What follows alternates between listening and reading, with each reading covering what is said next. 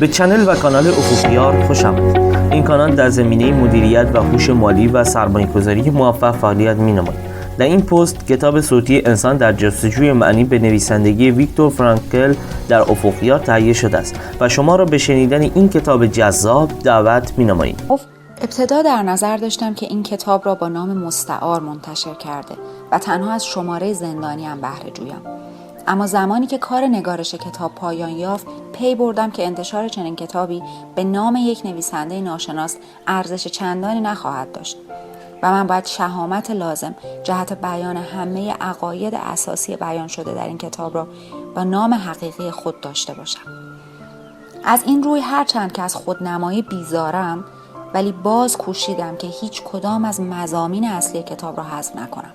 حال بر عهده خوانندگان است که از محتویات این کتاب تئوری‌های علمی را استخراج کنند تا شاید این نظریه‌ها بتواند به روانشناسی زندگی در زندان که پس از پایان جنگ اول جهانی بدان توجه شد و ما را به سندرم بیماری سیم خاردار آشنا کرد کمک نماید. اما آنچه را درباره روانشناسی توده ها می‌دانیم مدیون جنگ جهانی دوم هستیم که بر دانش ما افزود و آن را بارور ساخت. من این نامگذاری را از عبارتی معروف و از کتابی به همین عنوان نوشته گاست و لوبون گرفتم. عنوان جنگ دوم جهانی به ما جنگ اعصاب را آموخت و جنگ اعصاب هم اردوگاه کار اجباری اسیران را همراه آورد. چون این کتاب توصیف و گزارش جریان‌هایی است که من به عنوان یک زندانی عادی آنها را تجربه و مشاهده کردم، لازم است در آغاز و با قدری غرور بگویم که در اردوگاه به عنوان روانشناس و حتی به عنوان پزشک معمولی کار نمی کردم و فقط در چند هفته آخر دوره زندان بود که کارهای از این دست را به عهده گرفتم. چند تن از دوستان همکار من این موقعیت را به دست آوردند که در بخش کمک‌های اولیه و در کلبه‌های خیلی سرد افراد مجروح را با نوارهایی که از کاغذهای باطل درست شده بود باندپیچی کنند.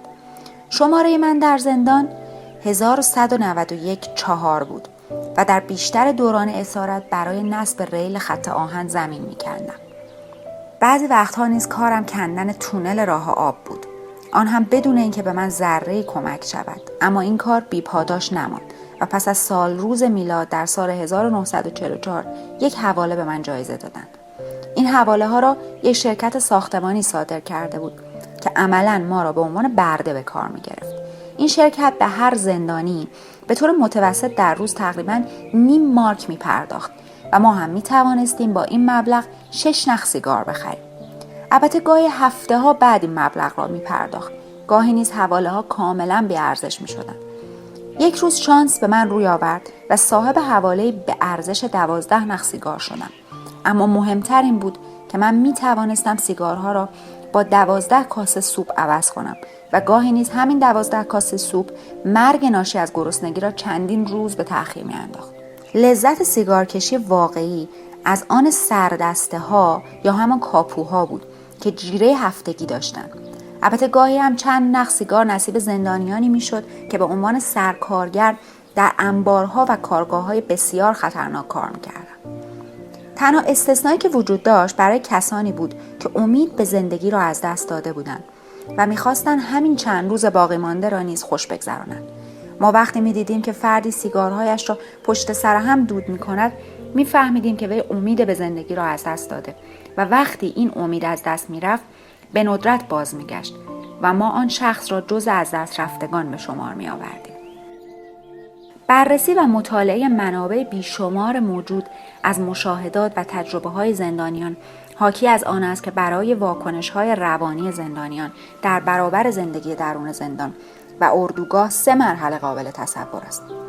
مرحله اول ورود به اردوگاه است. در مرحله دوم زندانی کارهای روزانه زندان را می‌آموزد و سرانجام نوبت مرحله سوم یعنی آزادی فرا می‌رسد. نشانه مشخص دوره اول ضربه روحی است و در برخی موارد حتی ضربه روحی در شرایط خاصی پیش از ورود به اردوگاه نیز دیده می‌شود. در اینجا من برای مثال تجربه شخصی خودم را بیان می‌کنم. این فایل که میشنوید هدیه است رایگان از مؤسسه ملکپور با نام تجاری MIE. آدرس وبسایت ما www.mie.com miesuccess.com. 1500 نفر طی چندین شبانه روز سفر می‌کردند. در هر واگن 80 نفر را چپانده بودند و هر نفر روی باربونه خود که تنها دارایی به جا مانده‌اش بود دراز می‌کشید. این واگن‌ها آنقدر پر بود که فقط در قسمت بالای پنجره‌ها روزنه‌ای برای ورود نور خاکستری رنگ سپید دم به چشم می‌خورد. همه افراد انتظار داشتند که قطار به کارخانه اسلحه سازی برسد و این مکان جایی بود که همه ما را به بیگاری می‌کشیدند. لیکن ما نمی‌دانستیم که آیا هنوز در سیلزی هستیم یا به لهستان رسیدیم. بوق قطار صدای دلخراشی برآورد. انگار ناله دردناک و ترحم‌آمیز کسی بود که به سوی فنا و نیستی در حرکت است.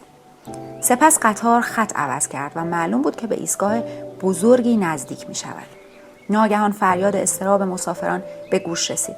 تابلو آشویتس، بله تابلو آشویتس. با شنیدن این نام نفس‌ها در سینه‌ها حبس شد. اتاق‌های گاز، کوره‌های آدمسوزی و کشتار دست جمعی. قطاران چنان آهسته و با تأنی در حرکت بود که گویی می‌خواست هراس را در دل مسافران پرورش دهد و لحظه‌های هراس‌انگیز نزدیک شدن به آشویتس را طولانی‌تر سازد. اندک اندک در آن سپیده دم دورنمایی از اردوگاه هراس‌انگیز نمایان گردید. با برج ساعت و نورافکن‌ها و ردیفی از سیم خاردار با برق فشار قوی و صف‌های دراز از زندانیان ژولیده و اندوهگین که در کوره راهی قدم می‌زدند و ما نمی‌دانستیم که به کدام سو در حرکت هستند. صدای گوشخراش سودهای فرمان و نعره نگهبانان گاه و بیگاه به گوش می‌رسید و ما از این فریادها هیچ سر در نمی‌آوردیم. یک لحظه چوبه‌های دار و بدنهای آویزان به آن در ذهنم نقش بست. هراسی وهم‌انگیز سراسر وجودم را فرا گرفت و این نشان می‌داد که من باید گام به گام به این زندگی انباشته از وحشت بی‌پایان آشنا شوم و بدان عادت کنم. سرانجام به ایستگاه رسیدیم و قطار توقف کرد. فریادهای فرماندهان سکوت حاکم را در هم شکست. از این ساعت به بعد محکوم بودیم با این فریادهای گوشخراش و خشن زندگی کنیم و از این اردوگاه به آن اردوگاه این فریادهای خشن را پیوسته بشنویم. آن فریادها مانند سوهانی بود که روح را می‌سایید، همانند ناله حزن‌انگیزی بود که از گلوی مردی محکوم به مرگ برمی آمد که او را با خشونت می‌کشتند و باز می‌کشتند. درهای قطار باز شد و گروه کوچکی از زندانیان شتاب زده وارد کوپه ها شدند. این زندانیان همه لباسهای متحدالشکل راه به تن داشتند. سرهاشان را تراشیده بودند، اما به نظر می رسید که از لحاظ تغذیه و خورد و خوراک در وضعیت خوبی به سر می برند. آنان به زبانهای اروپایی و با خوش‌زبانی و بزلگویی صحبت می کردند که در شرایط موجود بسیار عجیب بود. خوشبینی ذاتی من که غالباً حواس و عواطف را در بدترین شرایط مهار می کند به سراغم آمد که ببین این زندانیان چه سرخوشند و حتی می خندند. کسی چه می داند؟ شاید من هم بتوانم در اینجا به خوبی آنها زندگی کنم. در روانپزشکی حالتی به نام توهم رهایی و امید نجات یا بنا به ضرب المثل مشهور از این ستون به آن ستون فرجی است. شخص محکوم به مرگ درست قبل از اعدام چنین توهماتی به سراغش می آید که شاید در آخرین لحظه حکم مرگش به تأخیر بیفتد و از مردن رهایی یابد. ما هم چنین امیدی به دل می بستیم و امیدوار بودیم که امور به خیر بگذرد. صورتهای سرخ و گونه‌های گوشتالود آن زندانیان برای همه ما کورسوی امید و نوعی دلداری بود. اما نمی‌دانستیم که آنها گروه برگزیده‌ای بودند که وظیفه خوشامدگویی روزانه به تازه واردان را به عهده داشتند. آنان مسئول زندان و اساسیه آن بودند و در بدو ورود تمام اموال و اشیاء با ارزشمان مانند جواهرات را از ما گرفتند. حتما آشویتس با گنجینه‌های انحصاریش از نقره و جواهرات و پلاتین و الماس‌هایی که همراه زندانیان به آنجا سرازیر و به غنیمت گرفته می‌شد، در این اروپای چندین سال جنگ دیده به مکان عجیبی تبدیل شده بود. این غنایم یا در انبارها انباشته می‌شد و یا در دست اس ها قرار می‌گرفت. 1500 اسیر را در آلونکی چپاندند که تنها گنجایش 200 نفر را داشت. ما از سرما می‌لرزیدیم، گرسنه و خسته بودیم و جایی نبود که حتی چنباتمه بزنیم، چه رسد به اینکه دراز بکشیم. در مدت 4 روز فقط یک تکه نان 100 یا 150 گرمی به ما دادند. با این وجود فریاد زندانبانان را می‌شنیدیم که بر سر یک سنجاق الماس کراوات با یکی از اعضای گروه پذیرایی سرگرم چانه زنی بود. این فایل که میشنوید هدیه است رایگان از مؤسسه ملکپور با نام تجاری MIE. آدرس وبسایت ما www.miesuccess.com. سرانجام همه این غنایم با مشروب معاوضه شد. اکنون دیگر یادم نیست که چند هزار مارک برای یک شب مستی لازم بود. همینقدر میدانم که این زندانیان مسئول نیاز به مشروب داشتند. در این وضع و در این زندگی جهنمی کیست که بتواند این افراد را ملامت کند؟ افرادی که میخواهند خود را تخدیر کنند؟ افسران SS به این دست دیگر از زندانیان نیز بی‌دریغ مشروب میدادند.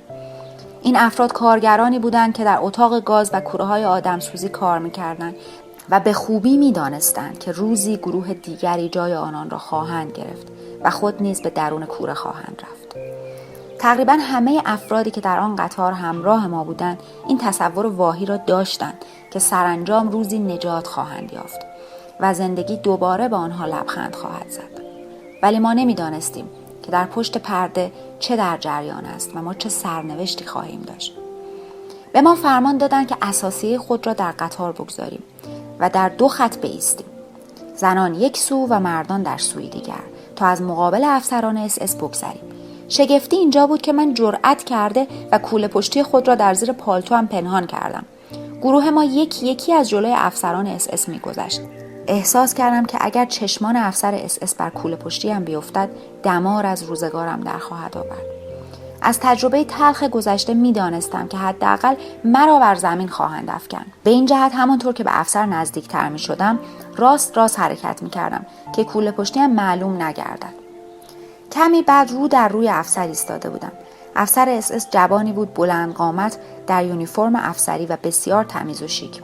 ظاهراً او با سر و وضع ما که سفری دراز را پشت سر گذاشته بودیم و نامرتب و افسرده بودیم در تضاد بود. او قیافه آرام و نگاهی بی‌اعتنا داشت. آرنج دست راستش بر روی دست چپش قرار گرفت. دست راستش بلند می شد و با انگشت اشاره همان دست بی تکلف و لاقیدانه به سوی راست یا چپ اشاره می کرد. ما معنی اشاره دست راست او را که گاهی به راست و بیشتر به سمت چپ بود نمی دانستیم. همینقدر می دیدیم که بیشتر به سوی چپ اشاره می کند. اکنون نوبت به من رسیده بود. یکی در گوشم گفت طرف راست یعنی گروه کاری و طرف چپ یعنی گروه بیماران. من منتظر بودم تا تکلیفم مشخص شود و این تازه آغاز ماجرایی بود که در آینده با آن دست به گریبان خواهم بود. سنگینی کوله پشتی اندکی مرا به سمت چپ متمایل ساخت، اما کوشیدم که همچنان راست و استوار گام بردارم. افسر SS به سراپایم نگاه کرد. گویی دو دل بود که مرا به کدام طرف بفرستد. هر دو دستش را روی شانه‌های من گذاشت و من سعی کردم که خود را قوی و نیرومند نشان بدهم. وی به آرامی شانه‌هایم را چرخاند و به طرف راست مرا هدایت کرد. بنابراین من هم به همان سمت حرکت کردم. معنی این انگشت بازی را همان شب برای ما تعریف کردند. این نخستین گزینش بود. نخستین انتخاب مرگ و زندگی، زیستن یا فنا شدن. برای بسیاری از ما یعنی تقریبا برای 90% فرمان مرگ صادر شد و چند ساعت بعد به اجرا درآمد. کسانی که به سمت چپ رفتند یک راست از ایستگاه به سوی کوره‌های آدمسوزی فرستاده شدند. یکی از کارگران این ساختمان به من گفت که بالای سردر ورودی هر کوره به چند زبان اروپایی واژه گرمابه نوشته شده است. یعنی اسیران وارد آنجا می شدند، به هر نفر یک قالب صابون می دادند و بعد خب دیگر نیازی به گفتن نیست که چه بلایی بر سرشان می آید. درباره این صحنه‌های هراس‌انگیز مطالب زیادی گفته و نوشته شده است. من اینگونه از حقیقت ماجرا آگاه شدم که از زندانیانی که مدتی در آن اردوگاه بودند پرسیدم دوست و همکار من به کدام سمت فرستاده شد؟ آیا او را به سمت چپ فرستادند؟ بله. به من گفته شد می توانی او را در آنجا ببینی. کجا؟ یکی با دست به دودکشی در فاصله چند صد متری اشاره کرد که در آن شعله‌ای به آسمان خاکستری رنگ لهستان زبانه می‌کشید. آنجا، همان جایی که دوستتان در بهشت شناور می‌شود. اما من همچنان معنای این سخنش را نمی‌فهمیدم تا اینکه با واژه‌های ساده برایم توضیح دادند. از داستان فاصله گرفتم. بهتر است که وقایع را به ترتیب رخدادها شرح دهم. از نظر روانشناسی از بامداد آن روز در ایستگاه تا شامگاه و ورود به محل استراحتمان در اردوگاه راه درازی را پیمودیم.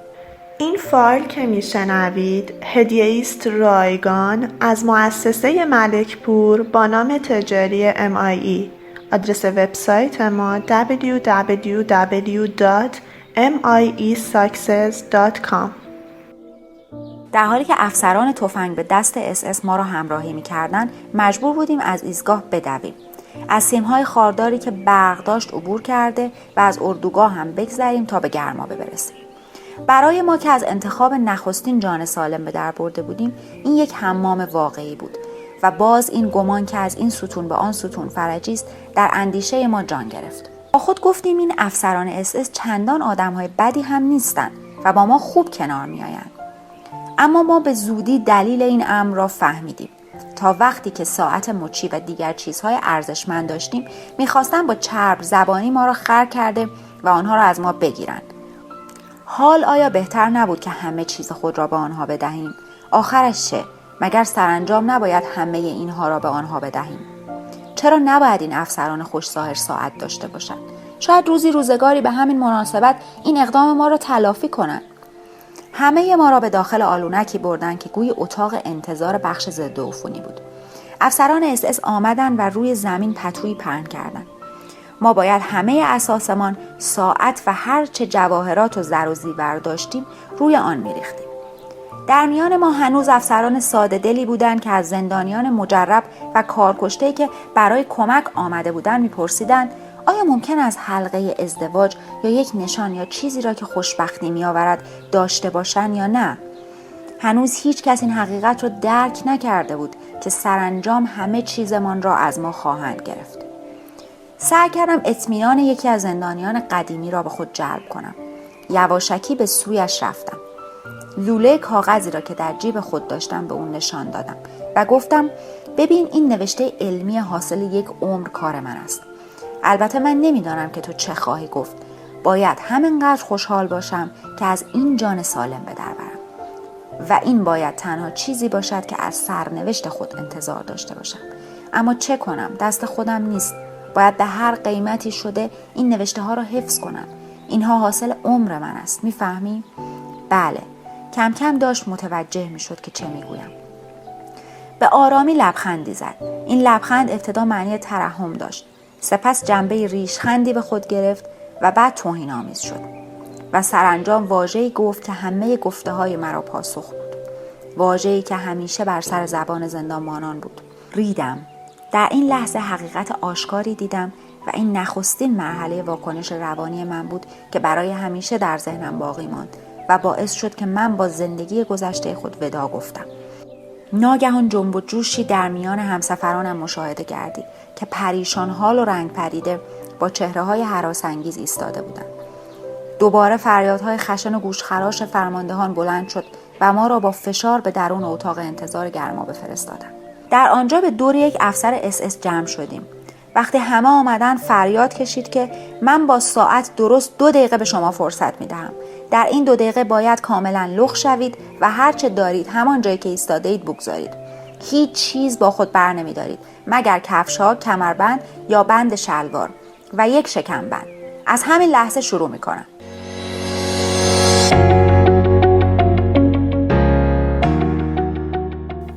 ممنون و سپاس که تا انتهای این کلیپ با ما همراه بودید و کتاب صوتی انسان در جستجوی معنی رو گوش کردید. تا ویدیوی بعدی بدرود.